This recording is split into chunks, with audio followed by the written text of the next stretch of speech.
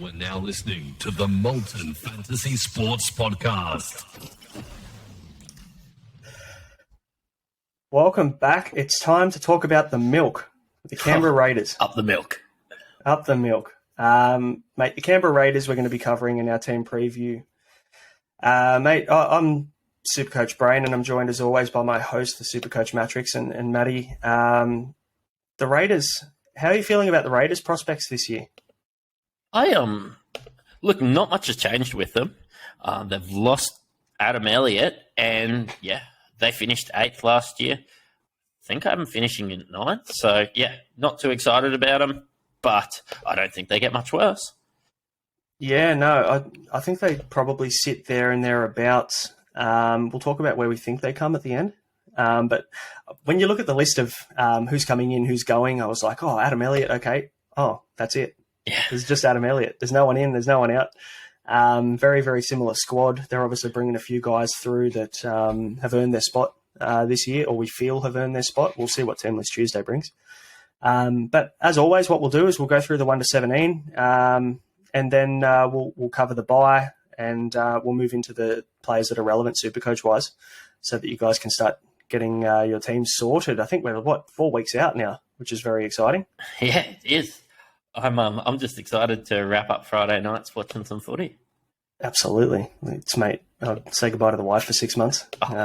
See you in October. Yeah, I'm trying to spend some quality time now, obviously being on the pod right now. So yeah, absolutely. Mate, so we've got Xavier Savage in the 1. We've got Nick Kotrick and Jordan Rapana on the wings, Seb Chris and Matt Timoko in the centres. In the halves, we've got Jack Whiten and Jamal Fogarty, Josh Papali'i and Joseph Tarpany at prop. We've got Zach Wolford, which is a little bit of a left field one. Zach Wolford starting at hooker. We've got Hudson Young and Elliot Whitehead in the second row. We've got Corey Horsburgh at lock. And then on the bench, we've got Tom Starling, Corey Harawira and Naira, Emre Gula and Trey Mooney. So I guess the main talking point is the big dog in this lineup, mate. And it's a pretty obvious one. Boom shakalaka! Take us away. Mate, he is the premium front row forward in the comp. He's young. He keeps getting better and better. He kept getting better and better last year. I started a little bit slow and then just kept getting better. Like his scores towards the end of the year, as somebody that didn't own him and faded him, he was somebody who I wanted. Camera forwards always score well if you have a look at them. The centre wings struggle. The forwards keep going forward, and if you have the money, he's set and forget for the year. The next time you'll have to worry about him is this time next year. What do you reckon, Brandon? Yeah, I mean, I can understand what you're saying. In saying that, I think if we look a little bit closer at Tarpany's scores, we are talking about Joseph Tarpany as well, by the way. When you look at his scores early on in the season, my concern is that he's always been notoriously a very slow starter. So it's not through workload per se, it's through minutes. His minutes are always down at the start of the year, and that's a little bit of a concern for me. It usually takes him a while to build into his work, and I know that Ricky likes to start him slow as well, so that obviously they can start to use him heavily through that origin period when they've got a couple of players out, like Whiten, who's pretty much their only relevant state of origin player at this point, isn't he? But hey, Josh Papali'i's been great for the Maroons. Oh, yeah, Papali'i as well. He has, absolutely. Sorry, I'm just got my New South Wales. Yeah, just the one-eyed New South Wales fans. Don't mind him. Yeah, that sounds like me. Yeah. That sounds like me. No regrets. But no, I do believe he's a slow starter. If you look at his stats, he's averaged 51, 47 and 59 in the first 8 rounds in the last 3 years. So do you fade him? I know I'm going to. I'm backing the fact that people are going to be jumping on him as a set and forget, and I'm hoping that I can pick him up. Let's even say around 5 or 6 at $100,000 discount. That would be ideal, because at the moment he's priced.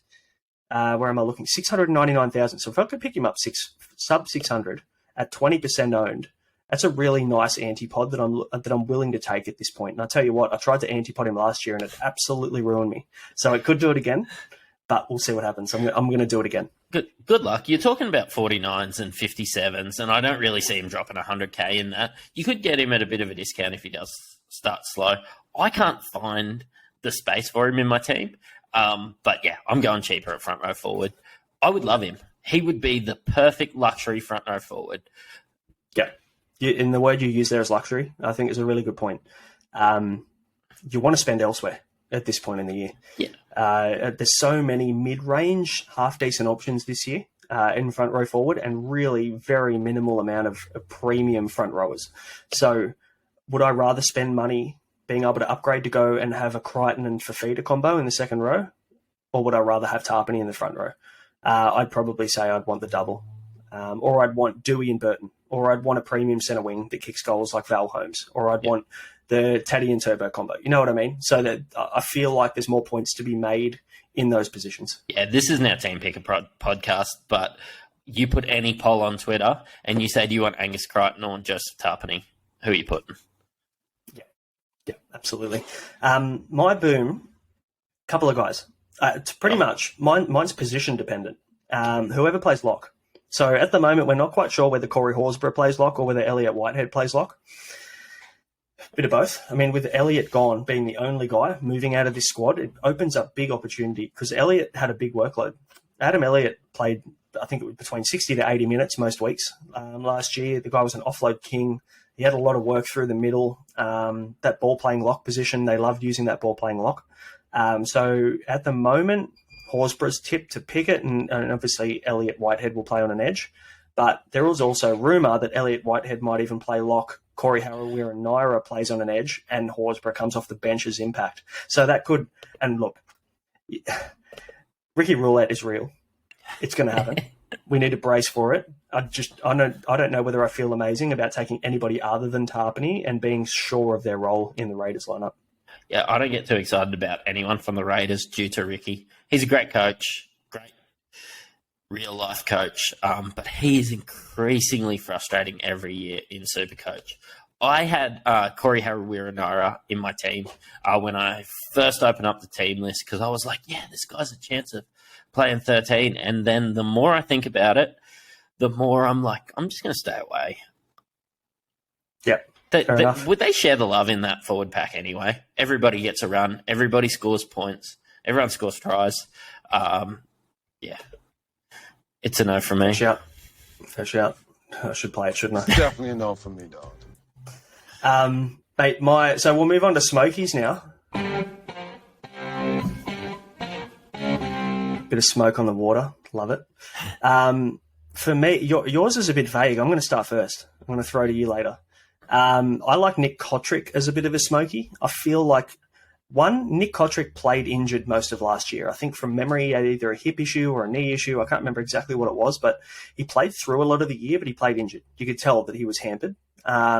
He's only 435,000. He only scored 7 tries all last year. We know this guy's a try-scoring machine. So if he gets back to good form and he gets some good ball, and the Raiders go on a bit of a run and he gets a good connection with Whiten, we don't know what he could do. He's an explosive finisher. He breaks a lot of tackles, so he averages 3 tackle breaks a game minimum. And this is a guy that really didn't have much opportunity last year. So don't get me wrong, he's a smoky for a reason. That's why he's in this category, because it could easily go either way. Which is basically me being very non-committal and saying, don't blame me if you take him and he shits the bed. But in saying that, mate, if you take him and he ends up being 650,000 and averaging 65, you can definitely shout out the Molten Fantasy Sports Podcast. Thoughts on Kotrick? Yeah. You enjoy sitting on that fence. Look, he didn't get much ball last year. I wonder if he's not going to get much good ball again this year. I won't be looking at him, but then again, if he starts the first couple of weeks, bangs out 60s, like, of course you're going to look at him. He's just someone to watch. It's just Robbie K watch this space. Yeah, that's it. Exactly right. Mate, who's your smoky? Come on. So as you were reading the team list, I noticed you said Zach Wilford, and you're like, oh, what's he doing there? But, yeah, he's tipped to start at the number 9. They took some photos the other day that I saw, and Tom Starling was wearing the number 14. It's not the way that I would go, but, yeah, I'm not a professional coach by any means. I would love to see Tom Starling, step up into a bigger role and get a lot of Supercoach points, and I think that the team would be better for it. But if there's a little bit of an injury and we do get an 80-minute hooker and one of these guys doesn't get picked in the team or is looking to miss 6 weeks, I'll take an 80-minute Zach Wilford, or I'll take an 80-minute Tom Starling. I hope it's Tom Starling, but yeah, at any point throughout the year, at that 443 or 316k price, they're people I definitely look at and maybe downgrade one of the guys. If I've already made my cash out of one of the guys I've already got in my team, ride the wave for 6 weeks, or I'm making an imaginary injury out, ride the wave till the end of the year. But yeah, I think hookers in, that lime green looks really good, especially when they're playing 80 minutes. Yeah, mate, if Tom Starling is locked into an 80-minute role, he's straight in my team. Not even going to think twice. We saw what he could do last year. In the games that he played 80 minutes, he scored 58, 83, and that's all. It's the only 2 games that he had in 80 minutes. He had a game where he had 72 minutes and he scored 49, and then every other game he had 60 minutes, 50, 20, 30 when he went through that stage where he was coming off the bench. Like, they were using him as impact at the back end of the year. We saw what he could do in 80. Just throw him on for 80, Ricky, for God's sake. Look after the super coaches, mate. Come on. Yeah, painful. I agree, but you get him at a massive discount if he does slide into that 80, and maybe that's the best thing for us in Supercoach. Everybody does their research at the start of the season, then drops off after a little bit. If Zach Wolford gets injured, heck, if Tom Starling gets injured, and you find yourself with a guy with that role, hey, the guys with their finger on the pulse, they'll be moving up in the rankings. Yeah, cool. I like it. A little bit of money to be made here in this lineup, but not tons. So we'll move on to your busts. And your bust is a guy that did relatively well last year. Mate, Hudson Young did really well last year. He has scored at 0.9 ppm since 2019, and the only thing that has increased is his minutes. He played close to 80 minutes per game last year, and he scored 14 tries. He's a big body that can find the line, but being a second row forward and being so try dependent, much like a bloke like Jeremiah Nanai, second row forward's stacked, and I'm just going to be looking elsewhere.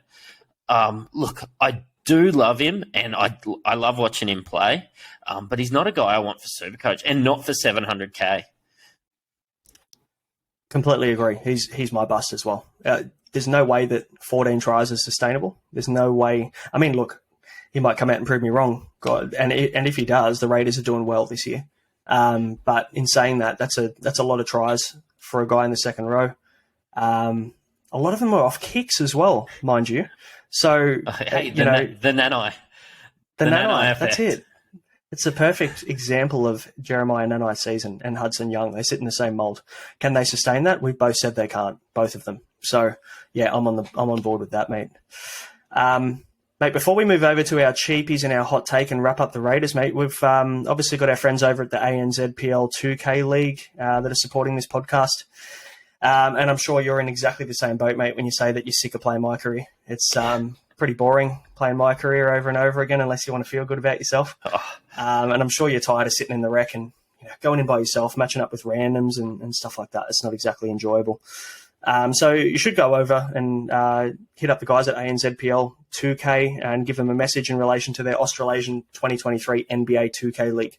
So that's just started its 5th season this season. So you can easily get a group of 5 mates together and enter yourself into the competition to be in with a chance to win the grand prize. So that's over $6,000 this season, which is huge. So we've got players from the 2K League, such as Real HVZN, or Harry as he's known in the 2K community, who's named in the US 2K League.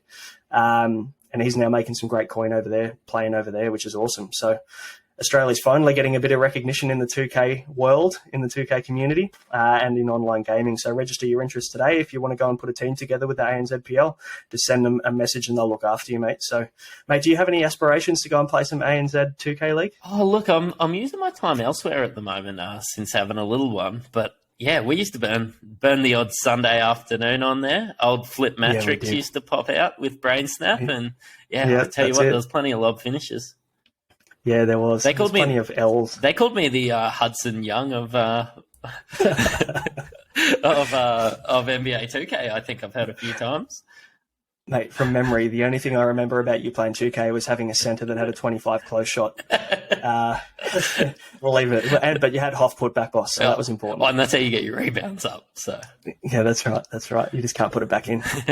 Mate, let's move on to our cheapies.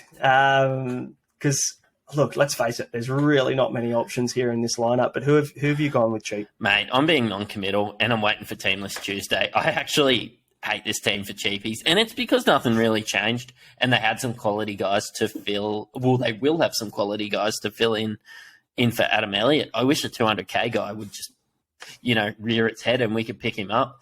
But yeah, I'll be looking for who gets the bench spot. I'm hoping Trey Mooney gets a lot. The nod at 214k. I think he's just really good value. He's obviously 9% owned, so everybody else thinks that as well. But yeah, look, I'll just see who rears their head. I'll just keep looking at the team lists and see what we get. What do you reckon, mate? Mate, I'll keep this quick. Emre Gula, the house has been trained down, apparently. The house, the roof, the whole place has been trained down. And this is obviously just coming from, it's actually coming from Tarpany. That was really giving props to Emre Gula, saying that he was training really well and he was in the gym longer than everybody else was and he was looking really good, really fit. At the moment, we've got him picked to be on the bench to start the season, but you just never know with that shuffle and with the Ricky roulette that goes on every single year in the forwards. We don't know what kind of role he's going to have. And I'd call anything like I mentioned in the last pod, 350k or sub that, a cheapie. So I think from memory, what Gula's 342k priced at a 32. So, mate, if he gets 40 to 50 minutes, you can easily get about 20 more points out of him. So a nice little bit of cash there. So I'm going to back Gula as the cheapie this time around. Mate, hot takes. Now, I've got a bit of Paris Hilton to go with that a little bit later. But what are your thoughts on the Raiders, mate? Wrap them up for us. Look, the Raiders in general, I'm not that excited about. I can see them just missing the 8. And I think a lot has to go right for them to step up and make the 8. I am going to go out and say that I think Joseph Tarpany is going to finish above his 66 average. Yeah, I'm going straight out there and saying it. Yeah. I like it. Yeah, look, even if he starts slow, his motor was running throughout the end of last year. He can make big steps. He's young. I'm not excited about much else, so I'm just going to keep beating my own drum and keep talking about him. I've got him at 9th. I think they just missed the 8 again, or they just slide into the 8 last year. I don't think they get there again. Like a Ricky Roulette, like we've mentioned a lot during this podcast, is so hard to create consistency for guys that are not named Tarpany or Papali. Basically, those are the only 2 guys that are going to find consistency in this lineup, I feel, and probably Hudson Young. The rest of the guys are going to have their minutes up and down all over the shop, so no thank you. That's going to probably make it hard for them to have much success. I'm going to go against you, but you've gone full season, right? I'm going to say first 5 rounds, Tarpany averages under 60. That's my hot take. What are you going to give me for the whole season for a little 4-pack? I'll give you a 4-pack of Balter. You're going to give me a 66 average over the season? You have unders? The problem is, I reckon he comes good. Yep. So I don't know whether that'll line. First 5 rounds of the year is notoriously slow. Yep. I know he's slow. That's why I'm saying I think he goes under 60 because he's done it the last 3 years in a row. Yep. You know what? Let's make it spicy and say under 55, just for fun. Oh, I'm in. Let's do it. All right, take it. Done. I'll take 55 overs. And what are we taking, 4 weeks? 5 weeks. 5 weeks. First 5 rounds. All right. First 5 rounds of the season, under 55 or over. I'm in. Balter Bet, 4-pack. Write it down, Jazzy. Let's do it. Sorted.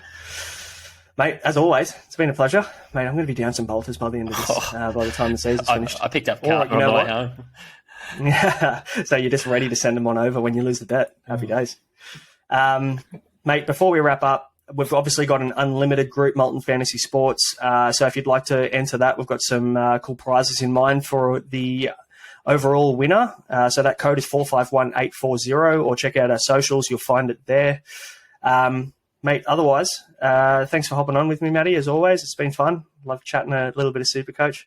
A little bit of Supercoach and a lot of trash. So That's it. That's part of the fun.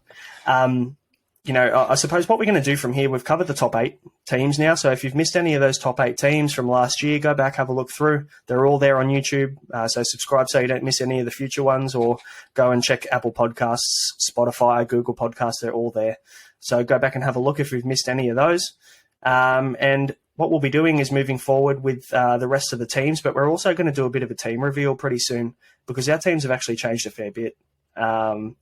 As they should in the preseason. I reckon half my team from when I did the team pick has completely changed. Oh, and the the great thing about doing these podcasts is we're delving through the stats, and you can see how it's evolved by us, delving in and doing some research. So I'm pretty excited to get, halfway through our team pickers and, our team previews and get to our team pickers again. Absolutely. Cool, mate. Thanks for hopping on. We'll see you guys next time. Catch you later. Thank you.